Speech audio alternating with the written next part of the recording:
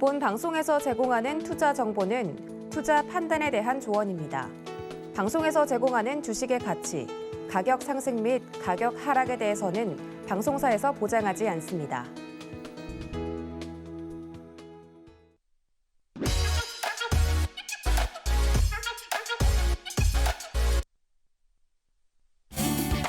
오늘도 역시 힘든 하루였습니다.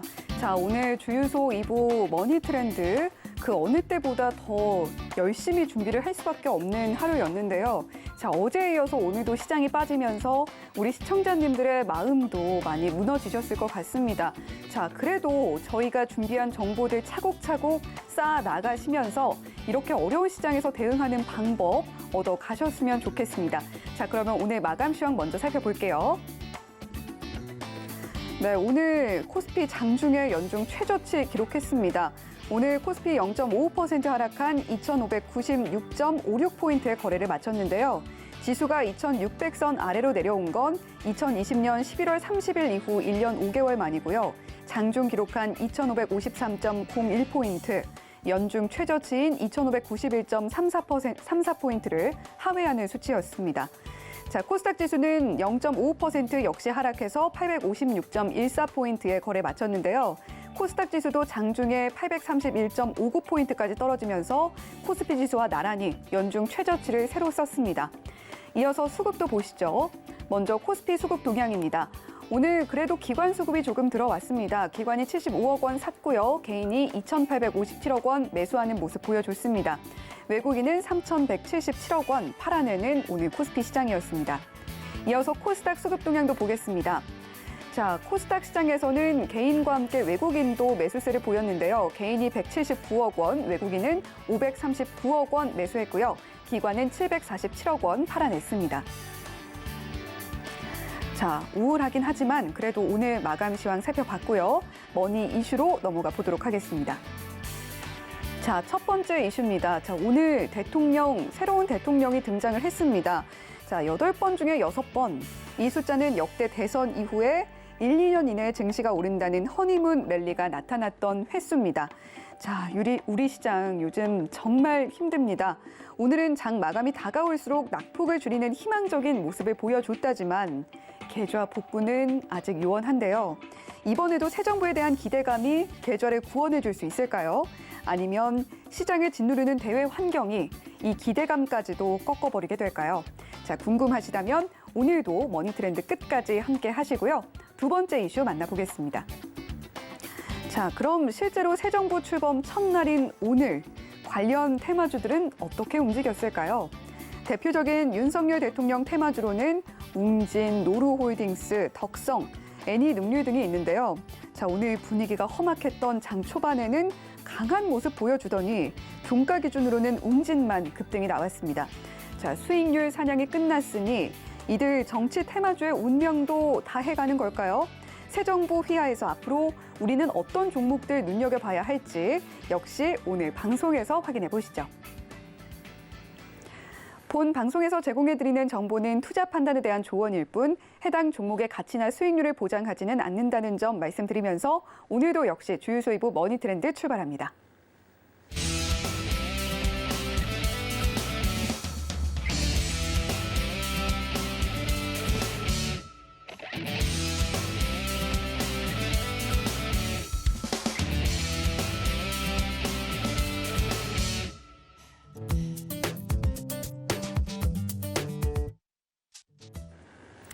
네, 머니 이슈 시간입니다. 자, 오늘 첫 번째 이슈, 두 번째 이슈 다 새로운 정부의 기대감에 거는 이야기들 준비를 했는데요. 자, 국가적으로 새로운 비전을 품는 좋은 날이었습니다. 하지만 시장 여전히 긴 터널을 헤매는 모습이었는데요. 자, 코스피가 연중 최저치까지 떨어지면서 5년 전 수준으로 돌아갔잖아요. 자, 지금 궁금한 건 사실 그겁니다. 허니문 랠리 올까요, 안 올까요? 글쎄요. 장이 네. 너무 안 좋아가지고, 이게 장이 좋을 때에서는 허니문 랠리가 오기가 쉬울 텐데, 지금은 쉽지는 않을 것 같아요. 네. 많이 빠졌기 때문에. 그리고 약합니다. 장이 약하고요. 자, 일단 뭐 어제 미국 시장이 4% 넘게 빠졌죠. 그래서 지금 나스닥 선물이 아침서부터 이제 반등이 나와주고 있는데, 나스닥 선물이 4에서 5% 올라와야 돼요. 그래야지만 박스권 회귀하는 거고요. 지금 나스닥 선물 1.2, 뭐 1%대인데 너무 약합니다. 다시 또 빠질 거예요. 그러니까 오늘 빠진다는 얘기는 아니에요. 하루 이틀 뒤에 또 반등 주면은 다시 미국 시장은 다시 한번 흔들릴 수가 있습니다. 그러면 다우 같은 경우는 32,000을 좀 지지를 하는 모습인데 결국은 무너지지 않을까. 일단 예상이 그런데 오늘 그거에 대한 얘기를, 그다음 시장에 대한 얘기들, 그다음에 허니문에 대한 얘기 오늘 계속 다 준비를 했으니까요. 그거에 대한 얘기 계속 나누도록 하겠습니다. 그래서, 네. 이정수 파트너가 지금 이 허니문 랠리에 대해서 더 깊게 이야기를 해주신다고 하는데 언제나 시장을 정말 정확하게 예측을 해주고 계신 이정수 파트너입니다. 지금 중간에 좀 이야기를 드리게 됐는데 샵 0082번으로 이정수라고 보내주시면 저희가 이정수 파트너의 노란톡방 입장할 수 있는 링크 안내해드리고 있고요. 자, 그리고 오늘 과연 허니문 랠리가 들어올 것이냐 아닐 것이냐 궁금하신 분들도 역시 이정수 파트너의 노란톡방에서 더 많은 이야기 나누실 수 있다는 점 말씀을 드리도록 하겠습니다. 자, 그러면 본격적으로 허니문 랠리 오기가 어려워 보인다라고 이야기를 해주셨는데 구체적으로 뭐 어떤 근거를 좀 보고 계신가요? 일단 2,600의 굉장히 지지 라인이 굉장히 강했던 자리였습니다. 네. 그냥 강한 자리이고 상당히 강했던 자리인데 일단은 깼어요. 뭐 깬 거는 뭐 미국 시장이 빠져서 그런 것도 있는데 그 자리를 깨고 나서의 수급이 중요한데 오늘 외국인들이 또 팔았습니다. 그래서 올해 들어서 그러니까 1년치만 따지게 되면 약 39조인가요? 36조인가를 지금 그러니까 매수를 하고 있는 개인 투자자들이고 개인 투자자들이 자 수급을 한번 보겠습니다. 수급을 보면은 코스피 쪽에서 이번 달만 4조를 매수를 들어와 있는데요. 이거를 1월 1일로 돌리면 19조 3천억을 들어와 있는 상황이에요. 굉장히 많이 들어왔죠. 이게 10년 전만 하더라도 개인 투자자들이 2조, 3조 샀다 그래도 이거 너무 많이 샀다, 큰일 났다 하는 정도인데 벌써 올해만 19조를 샀고요. 거의 삼성전자를 비롯한 이제 대형주들이 많죠. 그리고 1년 동안 따져보게 되면 개인 투자자들이 얼마나 샀나 보면은 1년 동안 35조를 샀습니다. 그럼 이 상황에서 지수가 강하게 위로 올라간다? 누가 좋겠어요? 개인들 떼돈 벌죠. 불가능해요. 그래서 제가 이미 시장을 하락장이다라 얘기한 게 2,900이 무너지는 날 1월 17일 날에 얘기를 했습니다. 1월 17일 날 2,900이 무너집니다. 그 전에 상승장이었어요. 그 전에서는 상승장이었는데 2,900이 무너지면서 요 자리가 무너지는 1월 달에서 1월 17일 날 이후서부터 1월 17일, 1월 18일 그때서부터 저는 시장은 하락장이다. 그래서 현금화에 대한 그때도 하라 이렇게 말씀을 좀 드렸던 자리였거든요. 그리고 나서 진짜로 시장이 폭락을 하면서 종목들이 한 30% 빠졌죠. 그리고 나서 그 다음부터는 이제 박스권 매매가 될 거다. 그리고 왔다 갔다 한 다음에 결국은 떨어질 거다. 왜? 하락장이기 때문에. 그러니까 매매를 해야 된다. 매매를 잘해서 저점이 깨지면 손절을 먹으면 팔고 또 내려오면 샀다가 저점이 깨지면 손절하고 먹으면 또 팔고 그런 매매가 필요하다 얘기를 했었는데 자 그러면 이제 지금 자리에서 이제 오늘 2,600이 깨진 자리인데요. 2,600 깨진 자리는 이전에 물론 여기서 조금 더 빠져야 되지만 여기 강력한 저항대가 하나가 있고 그 다음에 올해에서도 한 5번 정도 하나, 둘, 셋, 넷 한 4번 정도에서 5번 정도. 그래서 4-5번 정도의 저점 정도를 찍어놨던 자리인데 그걸 일단 깼습니다. 그리고 오늘도 개인들이 사고요. 수급이 꼬여 있어요. 오늘 수급을 보면은 외국인들이 3천억을 또 매도를 하고 개인 투자자들이 2,800억을 또 매수를 하죠. 거기다 오늘은 코스닥도 코스닥은 해도 외국인들이 막판에 좀 더 들어오긴 했네요. 근데 의미가 없어요. 일단은 시장이 안전해야 되는데 일단 시장이 저점이 한번 깨졌고요.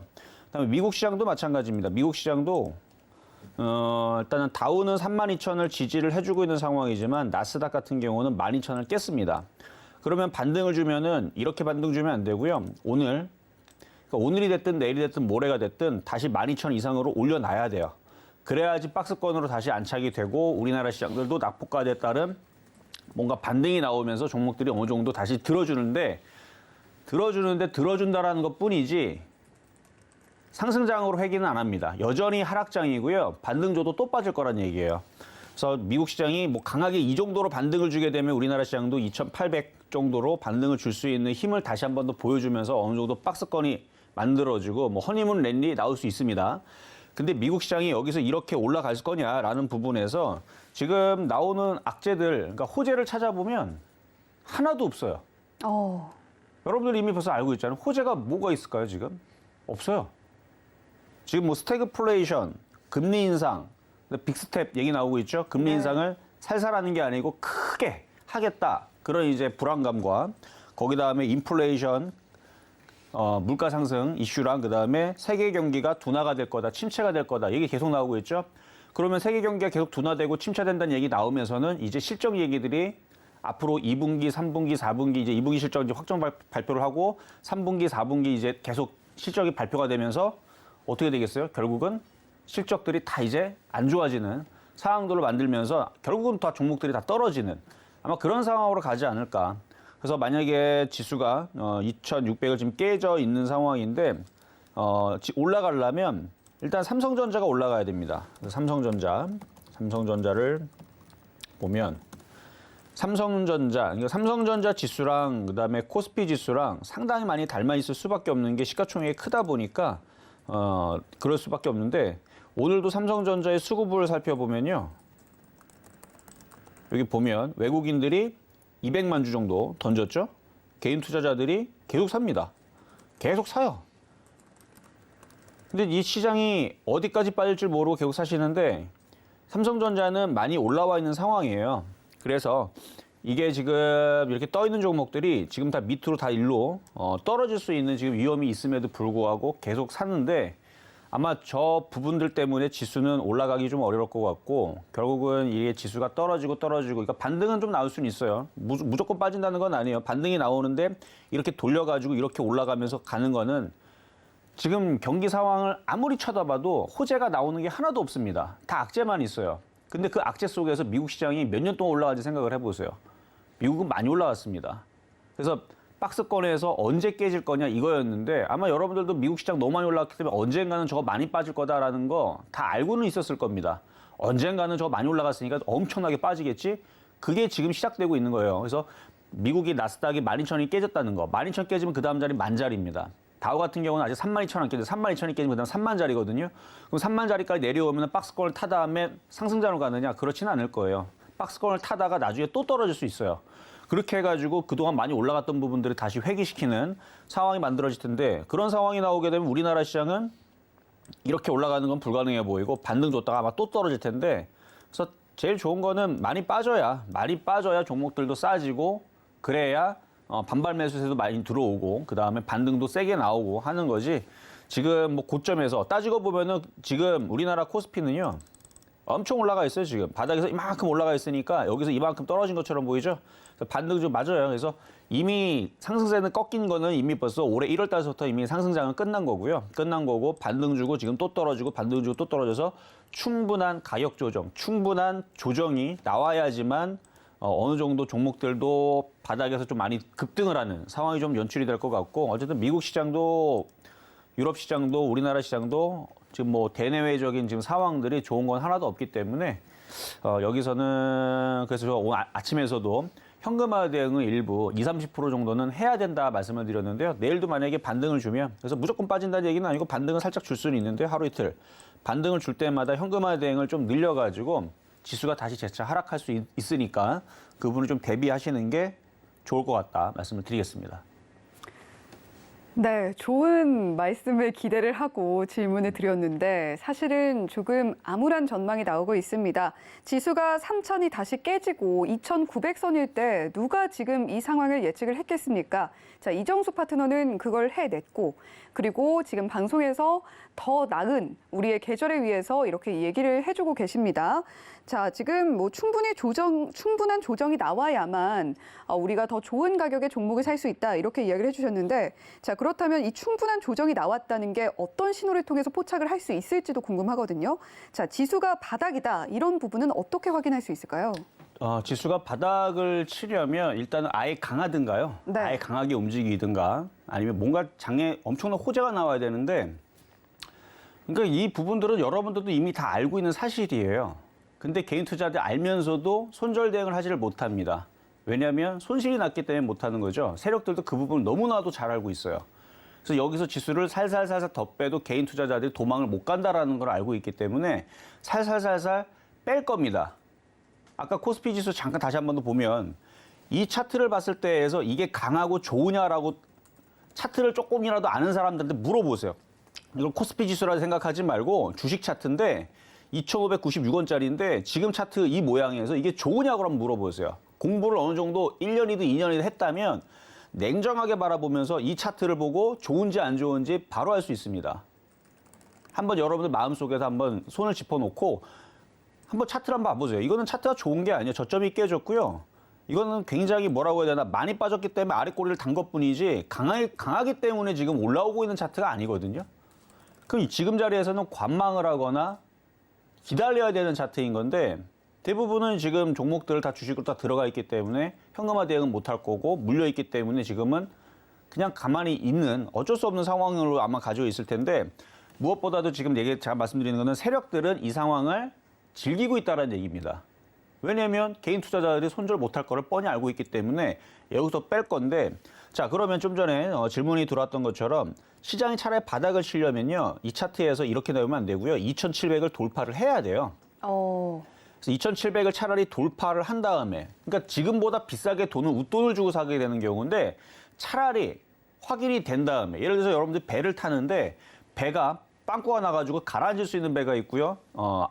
빵꾸가 안 난 배가 있습니다. 그럼 둘 중에 하나 배를 타야 되는데 이거 확인을 해야 돼요. 그럼 하루 정도를 내비다 두면 알 수 있잖아요. 그렇죠? 좀 더 확인이 필요해요. 근데 이 배는 슬슬 침몰하고 있는데 여기 이제 품삯이 더 적다고 일로 타면은 어떻게 되겠어요? 어느 정도 가다가 뭐 대서양쯤에 가다가 거기서 떨어지겠죠. 그렇죠? 쿡 하고 빠질 텐데. 그러니까 어느 정도 상황을 좀 지켜보면서 이게 안전하게 지금 이게 다시 떠오르는지를 확인을 해야 되는데 2,700에서 2,800 그러니까 여기를 뚫어내야 됩니다. 여기를 뚫어내지 않으면 시장은 굉장히 좀 불안한 상황으로 계속 가고 있기 때문에 네. 그 상황이 아니면은 지금 여기에서 버티려고 하지 말고 지금 손실이 10% 안쪽 혹은 15%까지 손실이 그 정도 있다면 왜냐면 이 시장은 다시 반등 줬다가 떨어질 가능성이 높기 때문에 그래요. 미국 시장도 지금 그동안 많이 올라와 있는 상황이고 온통 다 악재입니다. 뭐 호재가 없어요.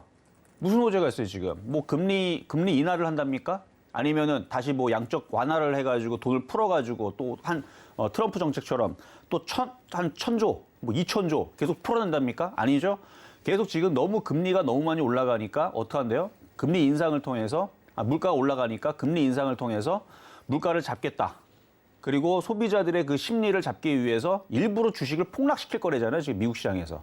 미국 시장이 일부러 지금 주식이 더 폭락해야 된다는 얘기를 하고 있습니다.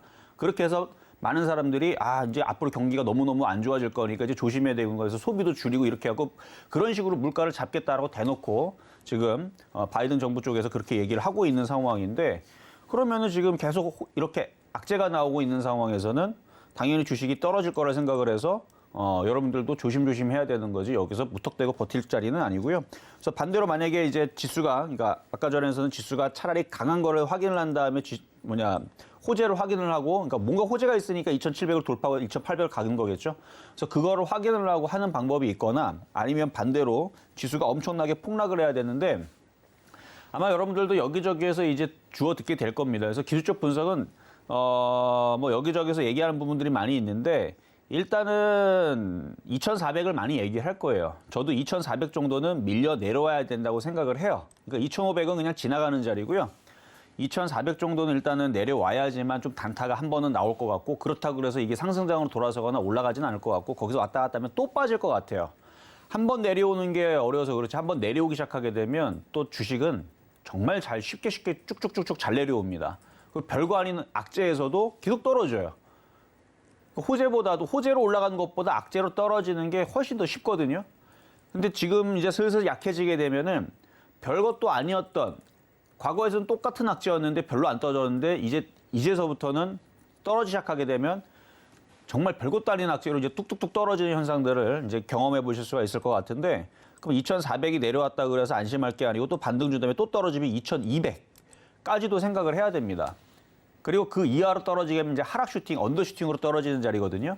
그래서 2,150에서 2,000짜리 언더 슈팅인데 우리 과거에서 시장이 떨어질 때 보면은 그런 적들이 많이 있었기 때문에 한번 떨어지기 시작하게 되면은 언더 슈팅이 잘 걸려요. 그러니까 상승장에서도 그 상승 슈팅이 걸리면서 오버 슈팅이 걸리기도 하는데 오버 슈팅이 걸리는 것보다는 언더 슈팅이 걸리는 게 더 쉽습니다. 이유는 개인 투자자들을 골탕 먹이기 위해서 그 반대 매매를 추리하기 위해서 막판에 엄청나게 때려버리는 상황들이 나오는데 아직 그런 장은 나오진 않았습니다. 아직은요. 제가 볼 때는 그냥 정상적인 그냥 슬슬 빠지는 정도인데 왜냐면 이때 당시에서도 이렇게 떨어졌던 거에 비하면 지금 각도가 그렇게 높지가 않죠.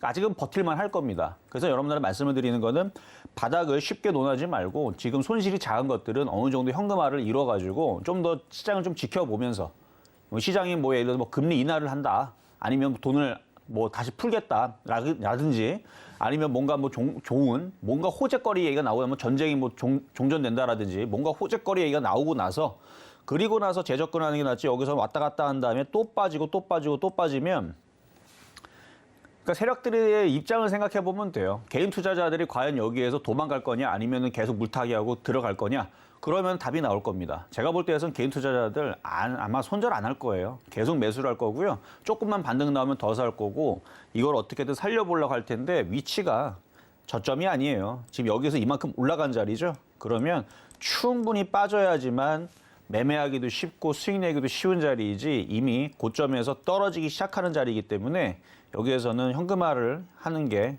일단은 유리해 보인다는 말씀 드리도록 하겠습니다. 네, 바닥 시그널 사실은 알고 싶으면서도 알기가 싫습니다. 그만큼 솔직히 듣기 좋은 말은 아니죠. 그래도 우리가 모르고 코 베이는 계좌가 베이는 것보다는 대응이 가능할 때 현금화하는 전략으로 미리미리 발빠르게 대응을 해놓는 게 좋겠습니다. 자, 지수가 2,400라인, 2,200라인까지도 내려올 수 있다라는 가능성 제시해 주셨으니까 그 부분 생각하고 자, 현금화 전략 만들어 보시면 좋겠습니다. 자, 그러면 다음 이슈로 넘어가 볼게요. 지금 뭐 사실 그래도 테마는 흐르고 있습니다. 그런데 사실 사료주나 뭐 전쟁 관련주 외에는 상승 종목을 찾기 힘든 게 현실이기도 한데요. 자, 그래도 정치 테마주들 그리고 정책 관련주들이 움직이고 있습니다. 자, 이런 테마주들 중에서 어떤 종목 눈여겨보면 좋을지 그래도 좀 짚어주시면 어떨까 싶은데요. 제가 얼마 전까지만 하더라도 중소형 테마주 강세장이라는 말씀을 드렸거든요. 네. 그렇다고 해서 정치 테마는 아니었어요. 그러니까 정치 테마는 의미가 없어요. 왜냐하면은 그 종목이 왜 움직이느냐? 그냥 움직이는 거예요. 그냥 얘는 윤석열 관련주다 해가지고 움직이고 이거는 이재명 관련주다 움직이고 아무 의미 없이 움직이는 거거든요. 그 아무 의미 없이 움직이게 되면 나중에 결국은 아무 의미 없이 떨어지게 됩니다. 뭐 인맥, 뭐 학교 같이 나왔다고, 같이 뭐 악수 한 번 했다고, 같이 뭐 동문이라고 뭐 등등 뭐 여러 가지 같은 고향이라고 움직이고 막 그러잖아요. 의미가 없어요. 그 회사가 뭐 좋은지 안 좋은지 따지지 않고 묻지마 하면서 움직였던 흐름들인데 자, 근데 이것도 대선 전이고 기대감에 움직였던 부분들인데 막상 이제 대통령이 되고 나서 기대감은 이미 끝난 겁니다. 그럼 이게 움직일 거라 생각하고 들어가는 것 자체가 제가 볼 때에서는 과거에서도 마찬가지예요. 그거를 대선이 끝나고 나서 이미 벌써 결정이 다 됐는데 이걸 들어간다는 것은 설거지하는 데에서 여러분들이 돈을 더 넣어주는 거예요. 설거지라는 건 뭐냐면 주가가 급등을 한 다음에 세력들이 땡겨 올리죠. 세력들은 다 팔아버립니다. 이미 벌써 다 팔아요. 근데 세력들이 다 못 팔고 나머지 갖고 있는 거 있을 거 아니에요. 근데 그거라도 어떻게 비싸게 팔고 싶을 겁니다. 근데 그거를 누가 사줘야 되는데 자기네들 돈으로는 안 들어갑니다. 왜? 끝났기 때문에. 근데 그거를 이슈가 된다고 해서 여러분들 사주게 되면 나머지 설거지 파동에 여러분들이 돈을 더 넣게 되고 그게 나중에 장기 하락을 하게 되는데 자, 그리고 또 하나 2600이 지지된 상태에서는 제가 중소형주 테마도 괜찮다고 했던 부분들은 이제 뭐 인플레이션 관련주들, 비료, 사료, 그다음에 음식업종, 소비주 이런 쪽으로 말씀을 드렸었는데 2600이 지지가 됐을 때 얘기인 거고요. 시장이 안정화되거나 정상적일 때 얘기입니다. 2600이 깨지고 나서 뭐 지금 뭐 나스닥 선물 반등 나오니까 우리나라 시장 오늘 또 꼬리 달았고 뭐 내일도 뭐 조금 반등 나올 수 있지만 저는 재차 하락할 거로 보고 있거든요. 재차 하락하고 또 빠지고 시작하고 또 빠지고 또 빠지고 또 빠지고 그래서 또 다시 2500이 무너지고 2400이 무너지면 패닉으로 들어갈 겁니다. 그러면 테마주가 제일 위험해요. 차라리 삼성전자 갖고 있으면 깨져도 30%가 안 깨집니다. 지금도 많이 빠졌죠? 많이 빠져봐야 30%예요. 근데 다른 거 들어가면 70% 깨집니다. 그러니까 테마주가 제일 위험해요.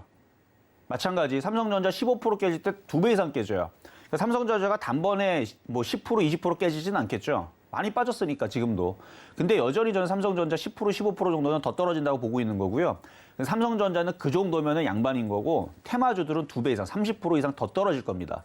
그만큼 변동성이 심하게 나오게 되면 테마주들은 더 많이 빠질 건데 자, 그래서 차트를 한번 보게 되면 자, 애니능률 한번 보겠습니다. 자, 이것도 지금 오늘 잠깐 움직였죠? 자, 차트를 한번 보면 그리고 저는 애니능률을 과거에 2020년도에 바닥에 있을 때 윤석열 관련주로 추천했던 건 아니고 그냥 교육주로 그때 당시에는 비대면 관련주로 한번 추천했던 적이 있어요. 그때 이후에서 이게 950%인가 수익이 났던 종목이에요. 1000%는 1050%인지 950%인지 그랬던 종목인데 이거 올라가고 나서 이건 저는 끝났다고 보는 거예요. 왜냐하면 한번 시세를 이렇게 강하게 주게 되면 몇 년을 잠수를 탑니다. 지금 빠진 지 1년도 안 됐어요, 지금. 이거 몇 년 빠질 거예요, 몇 년. 그리고 지금 싸다고 생각하고 들어가는 게 이거 굉장히 위험한 일인데 왜냐하면 7,200원에서 2,500원 안 보이나요? 2,500원까지 얼마든지 떨어질 수 있는 자리인데 마이너스 60% 열전히 떨어질 수 있는 자리입니다. 그러니까 단타 많이 빠졌다고 단타에다가 물려버리게 되면은 마이너스 60% 떨어질 수 있기 때문에 이런 거 차라리 조심하시는 거 말씀드리겠고 그 다음에 웅진 오늘 좀 강하게 움직인 게 웅진인데 네. 요거 같은 경우는 지금 거래가 실리면서 누가 지금 들어왔거든요. 근데 이것도 과거에 이것처럼 이렇게 올라간다고 생각하고 들어가시면 안 되고 갖고 있는 분들이 어떻게 잘 팔 건가 이걸 고민을 하셔야 돼요.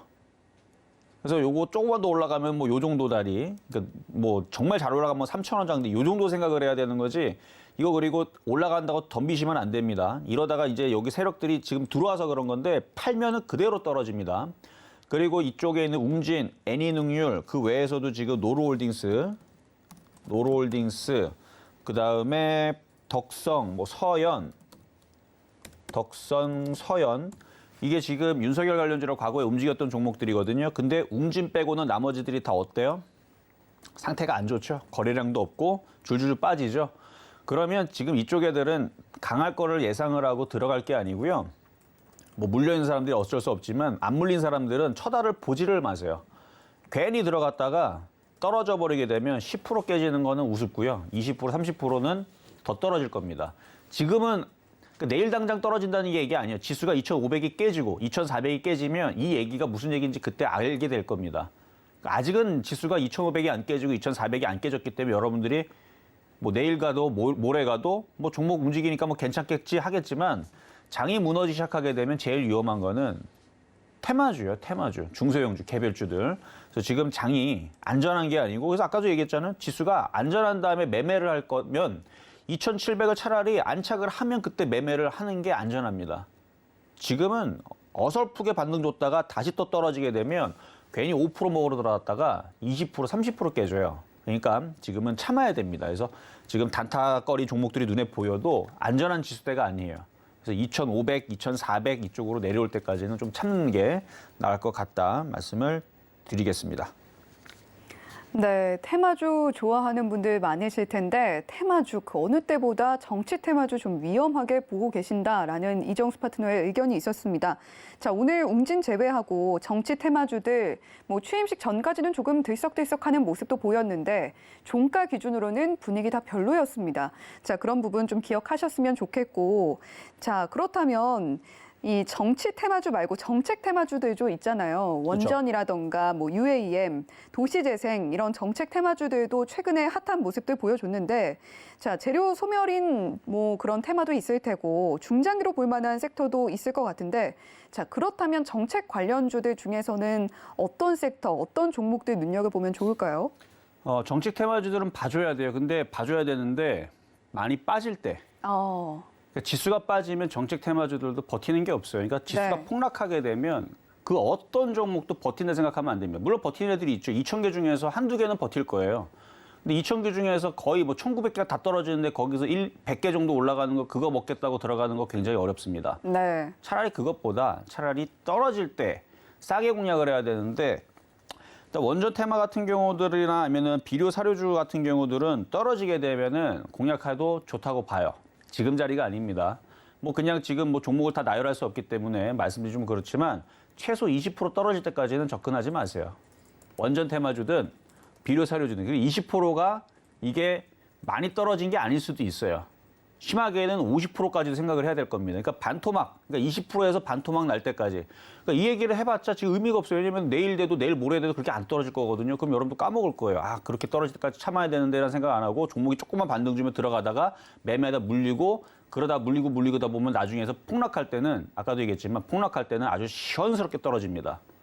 그냥 그 다음날 자고 일어났더니 미국 시장이 미국 시장 갑자기 전날 5% 빠졌네? 마이너스 8% 빠졌네. 자고 일어났더니 다우가 나스닥이 막 하루에 1,000포인트씩 빠지고 이런 일들이 벌어지는 그런 상황들을 이제 겪게 되면은 그때서는 이제 빼도 박도 못하고 매매하다가 물린 거니까 손절해야 되는데 손절을 못하고 반등 준 다음에 팔려고 하니까 그러니까 그런 상황들이 한번 도래할 수 있기 때문에 지금은 웬만해서는 매매를 쉽게 접근하시면 안 될 것 같은데 이제 가격이 좀 충분히 빠질 때 공략하시는 게 좋은데 제가 일전에 여러분들한테 자주 얘기했었던 후성을 한번 얘기할게요. 이거는 이제 그 2차 전지 관련주 중이면서 이제 탄소 배출권 관련주 쪽인데요. 자, 후성 같은 경우는 이제 2차 전지 같은 경우는 지금 뭐 미국 시장이 지금 테슬라라든지 아니면 리비안이라는 주가가 지금 상당히 많이 빠지고 있죠. 미국 시장의 특징은 올라갈 때는 살벌하게 올라갑니다. 쉬지 않고 올라가요. 한 달이고 두 달이고 석 달이고 1년이고 2년이고 3년이고 계속 올라가는데 반대로 떨어지면 계속 떨어지는 또 특징을 가지고 있습니다. 근데 지금 계속 빠지고 있거든요.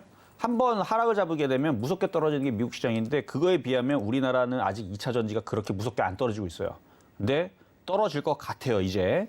그래서 저는 이제 후성을 기준으로 얘기하면 예전에는 4,800원에 추천하고 7,000원대 추천하고 6,000원대, 8,000원대, 9,000원대 많이 추천했던 종목이었고 수익률도 4,800원 기준으로 455% 수익을 드렸던 종목이기도 하지만 그래서 얘기합니다. 이거는 10,000원까지 기다려야 돼요. 지금 갖고 있는 사람들은 수익이 낮거나 손실이 작으면 그냥 현금화하는 게 나을 것 같고요. 지금 시장의 흐름들이 밑으로 떠 있는 종목들이 죄다 흔들어 내려올 것 같으니까. 그래서 싸게 내려오기 전까지는 접근을 안 하시는 게 나을 것 같고 그리고 보성 파워텍이라는 종목이 있습니다. 이거 원전 테마인데 이런 종목들도 굉장히 좋아요. 이거 원전 테마 굉장히 좋아요.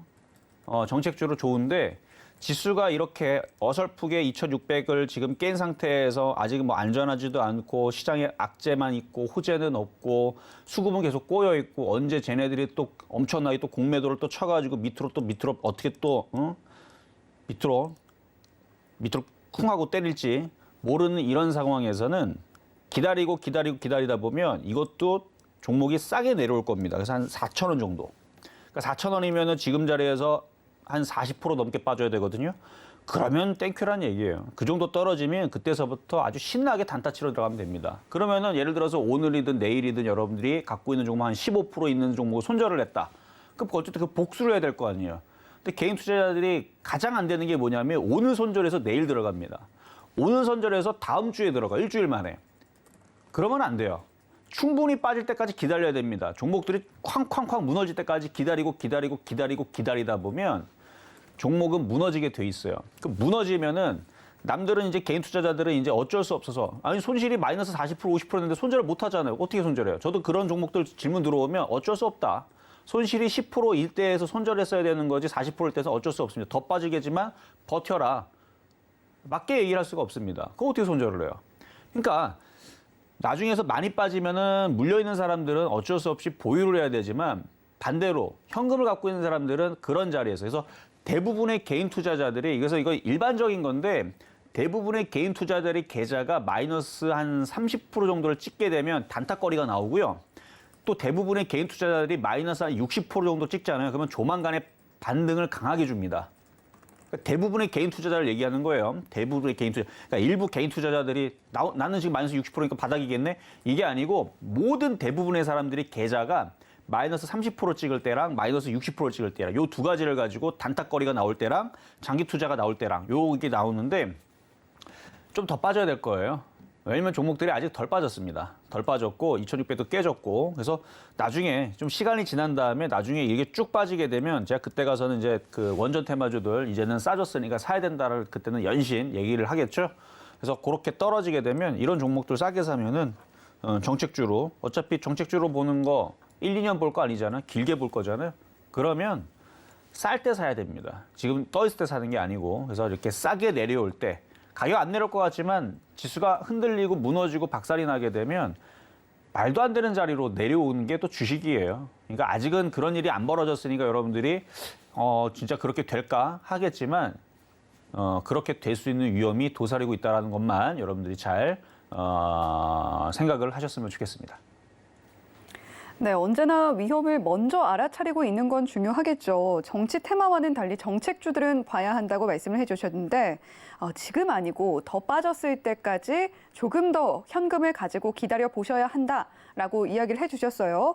그중에서도 2차 전지주인 후성 차트 함께 봐주셨는데 10,000원까지 내려와야 한다고 말씀을 해주셨습니다. 자, 시장이 빠지는 건 알겠는데 어디가 바닥인지 어디에서 적정선을 잡고 들어가야 하는지 궁금하신 분들 주저하지 말고 샵 0082번으로 이정수라고 보내주시면 저희가 이정수 파트너의 노란톡방 입장할 수 있는 링크 안내를 해드리도록 하겠습니다. 많이 들어오셔서 힘든 지금의 우리 장 버텨보시고 더 힘 얻어 가셨으면 좋겠습니다. 자, 이렇게 오늘 시장을 움직인 머니 이슈 만나봤고요. 머니 섹터로 이어가 보도록 할게요.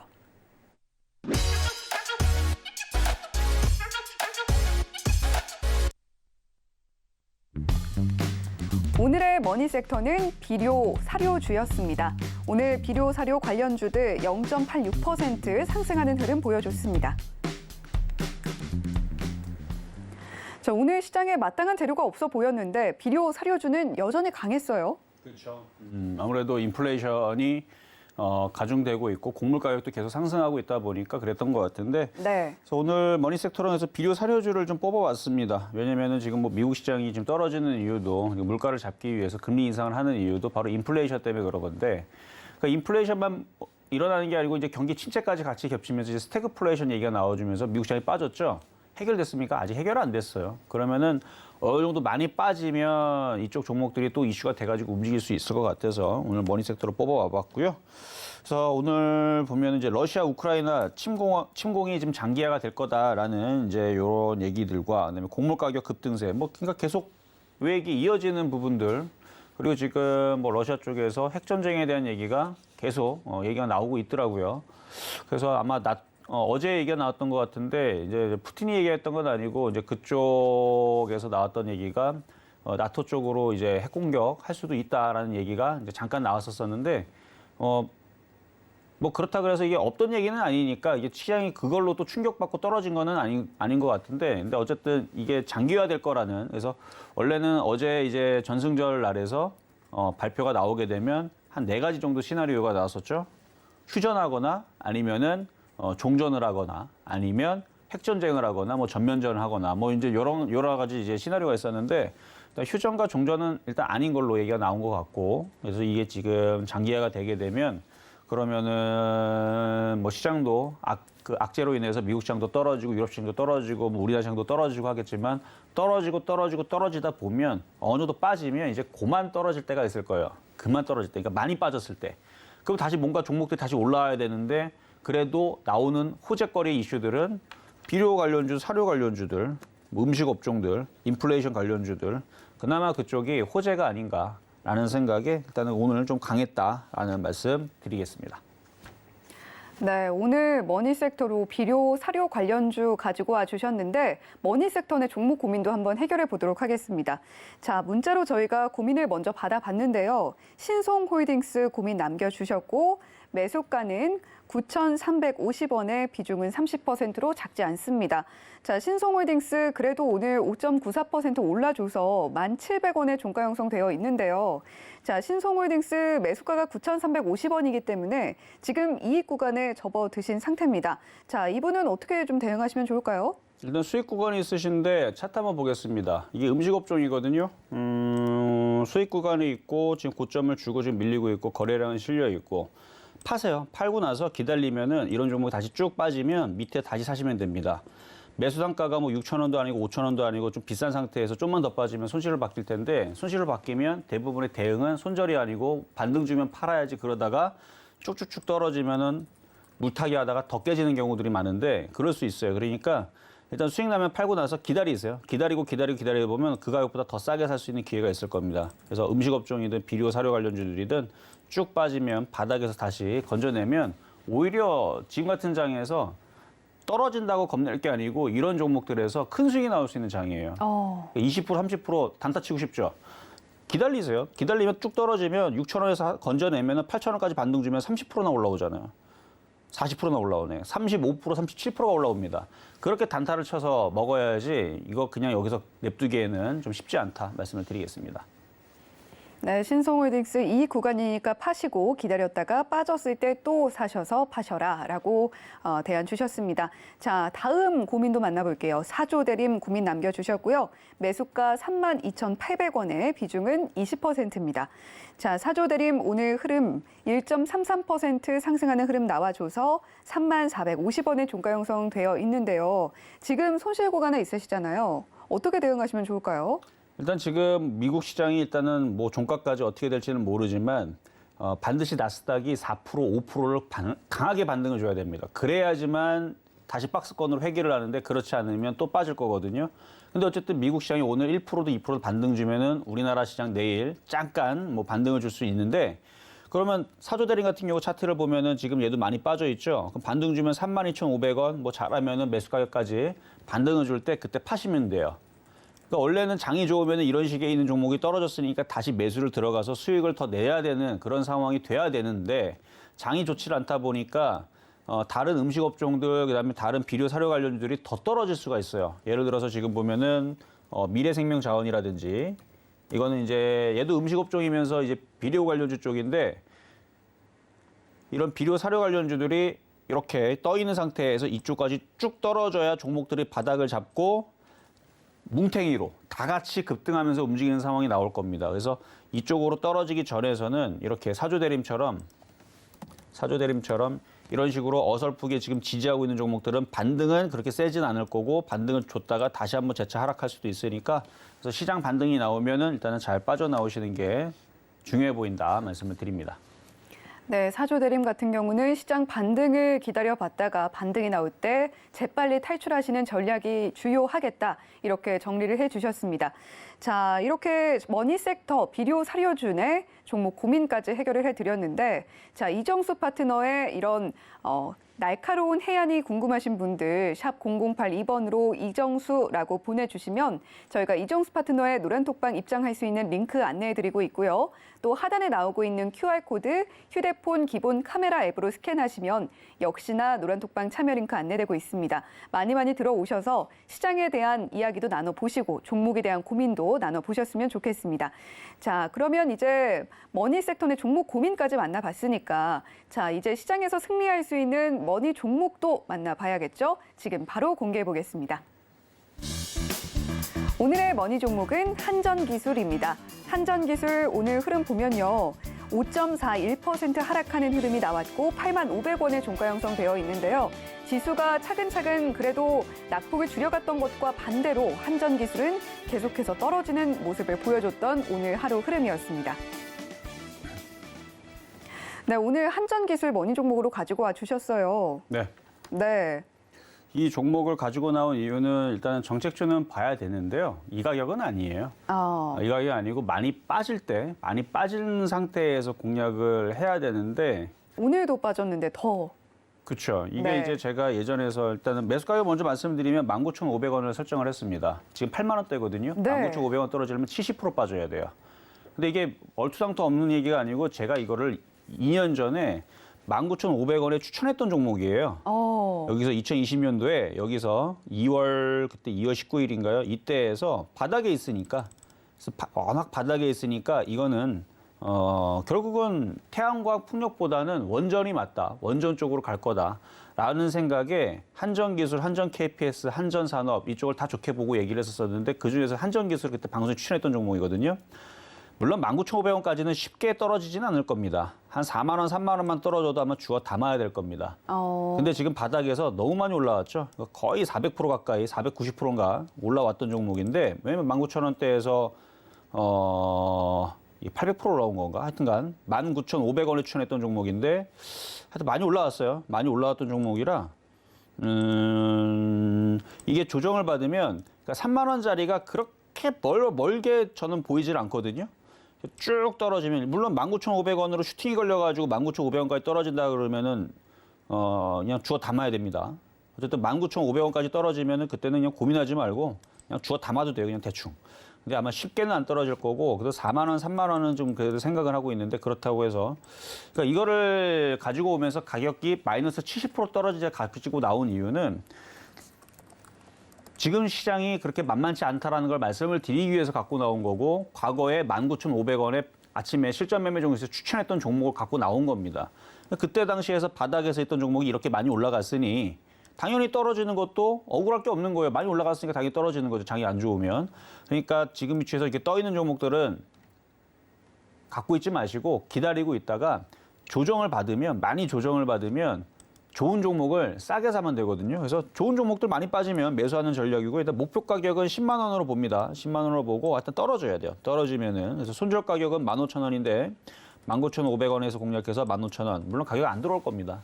다시 얘기하지만 3만 원, 4만 원만 내려와도 저는 아마 방송에서 아마 추천할 가능성이 높은데 그거는 방송을 보시면 되고 그러니까 이거를 그냥 가격을 싸게 추천한 이유는 과거에 19,500원에 추천했던 적이 있으니까 그래서 그냥 그 가격에 갖고 온 거고 두 번째 이유는 장이 지금 여러분들이 만만치 않게 지금 흘러가고 있는 상황인데 어설프게 종목 떠 있는 거 공략하게 되면 크게 깨질 수 있기 때문에 그런 경각심을 일으키기 위한 그런 상황을 알리기 위해서 이 종목 가지고 나온 거고 뭐 회사 내용은 뭐 원자력 발전소 설계, 발전 설비, 플랜트, 건설 사업 등을 영위를 하고 있는 그냥 원전 테마예요. 원전 테마고 회사는 굉장히 좋아요. 뭐 실적도 나쁘지 않고 앞으로 더 좋아지게 될 거고 좋은 회사인데 다시 얘기하지만 장이 박살이 나면 좋은 종목들도 떨어지거든요. 그런 우량주들을 싸게 사면 됩니다. 그러면 여러분들이 15% 10% 내에서 손절했다고 억울할 게 없어요.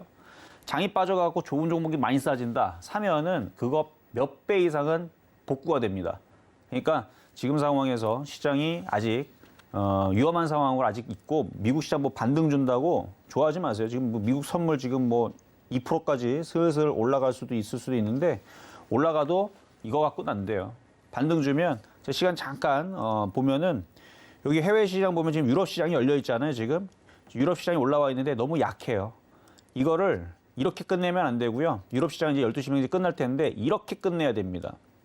근데 약하죠. 그래서 이 음봉을 감아 올리질 못하고 약하다라는 얘기는 하락 도중에 잠깐 쉬는 거예요. 더 하락하기 위한 쉼일 뿐인 거지 이거를 돌려 올리는 흐름이 아닙니다.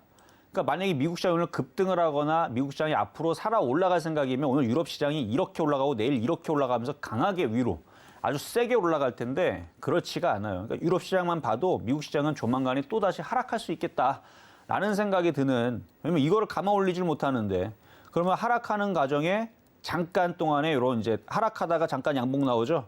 그러니까 하락하다가 양봉 나오고 하락하다 양봉 나오고 잠깐 쉬는 정도의 흐름인 거지 돌리는 흐름이 아닌 겁니다. 그러니까 시장을 제가 계속 오늘 아침도 여러분들한테 현금화 대응을 해야 된다. 뭐 100% 하라는 얘기도 아니에요. 할 수 있는 것들, 손실이 좀 작은 것들에 대해서 20% 30% 하라고 하는 것은 아직 그래도 여러분들이 현금화를 하고 이 시장을 피할 수 있기 때문에 왜냐면 이게 이렇게 시장이 흘러가다 보면 감아 올리질 못하고 이렇게 강하게 움직이질 못하면 결국은 빠질 시장이 뻔한데 제가 뭐 이 시장을 뭐 한두 번 보는 줄 알아요. 16년 동안 쭉 보면 이 상황에서는 올라갈 수 있는 지금 흐름 자체가 안 나와요. 호재거래라 뭐 하나도 있습니까? 없어요. 유일한 호재는 뭐냐? 종목이 많이 빠지면 호재입니다. 그래서 아까 전에 한전기술도 2만 원, 3만 원까지 떨어지면 그거만한 호재가 없어요. 좋은 종목인데 그렇게 떨어졌는데 그러니까 지금 시장의 호재는 많이 빠져야지만 호재가 나온다는 거 그거를 여러분들 잘 참고하셔가지고 오늘이든 내일이든 반등 나오게 되면 일부 20, 30%는 꼭 현금화 대응을 하시는 게 좋을 것 같다는 말씀 드리겠습니다. 네, 오늘 정말 많은 의미가 내포된 한전기술 머니 종목으로 공개해 주셨습니다. 자, 이정수 파트너님, 지난주에 이어서 이번 주말에도 무료 강연회 진행하신다고요? 네, 자 지난주에서도 강연회를 했었는데 똑같은 장소입니다. 서울역에서 하는데요. 그때에서도 얘기해 드린 게 그때 오셨던 분들한테 한번 물어보세요. 뭐라고 얘기했냐면 지금 장은 하락장이다. 근데 박스권자 유지되는데 테마주도 열심히 매매를 하라. 근데 2,600이 깨지면 탈출, 도망가라. 이 얘기를 하고 왔거든요. 그래서 정말 큰 수익이 날려면 어떻게 되는지 아느냐라는 얘기를 5월 7일 날 토요일 날로 얘기했는데 이번에도 그 비슷한 얘기를 할 겁니다. 그때 뭐라고 얘기했냐면 2,600이 깨지게 되면 많이 그냥 콱 하고 무너지면 그러면 그거만큼 돈 벌 수 있는 좋은 기회는 없다라는 얘기를 해왔는데 지금 생각보다 좀 일찍 깨졌어요. 좀 더 버텨주고 그러니까 미국 시장이 사고를 쳐서 그래요. 미국 시장이 저렇게 빠지면 안 되는데 슬슬 미국 시장이 사고를 치고 있기 때문에 우리나라 시장도 생각보다 좀 빨리 하락세로 지금 돌아서려고 하고 있습니다. 그러면 이 빠지면 어떻게 대응할 건지 어떻게 할 건지 종목들을 어느 자리에서 얼만큼 빠지되 대충 얘기를 했지만 이제 종목의 차트를 가지고 비료주들, 사료주들을 얼마나 빠졌을 때 공략했을 때에서 30% 50% 수익이 나올 수 있는지, 원전 테마주들을 어디서 공략을 했을 때 뭐뭐로 공략했을 때 또 30% 50% 수익이 나올 수 있는지, 그렇게 해서 복구할 수 있는 전략을 가져가야지 그냥 수수방관하고 주식으로 계속 갖고 있는 상태에서 버텨보겠다라는 생각으로는 아마 쉽지 않을 거다라는 말씀을 드리면서 어쨌든 이번 주 토요일 날도 그런 강연회를 서울역에서 하도록 하겠습니다. 네, 여러분 들으셨죠? 그 어느 때보다 대응이 중요한 시점입니다. 지난주 강연회에서 이미 이번 주 흐름을 예측을 해주셨던 이정수 파트너였는데, 자, 과연 이번 주에는 어떤 이야기 하실지 궁금하신 분들, 미리미리 시장에 대응해보고 싶다 하시는 분들, 이번 주 토요일입니다. 1시에 서울역 4층 대회의실에서 무료 강연회가 있다는 점 말씀을 드리겠고요. 자, 그리고 강연에 참여하고 싶으신 분들, 샵 0082번으로 이정수라고 보내주시거나 또는 하단에 나오고 있는 QR코드 휴대폰으로 사진 찍듯이 카메라 앱 켜셔서 갖다 대기만 하시면 노란톡방 참여 링크 안내가 되고 있으니까요. 이 방법도 적극적으로 활용하셔서 강연회 참여 방법도 얻어가시고 노란톡방에서 이정수 파트너와 이야기도 나눠보시길 바랍니다. 서울경제TV 주유소는 자본시장 통합법을 준수합니다. 1:1 투자 상담, 유사 수신 행위 등 모든 불법 사항을 엄중하게 금지하고 있고요. 서울경제TV, 서울경제신문은 당사의 브랜드입니다. 서울경제증권TV와는 무관하다는 점 말씀드리면서 머니트렌드 여기서 인사드릴게요. 시청해주신 여러분 고맙습니다.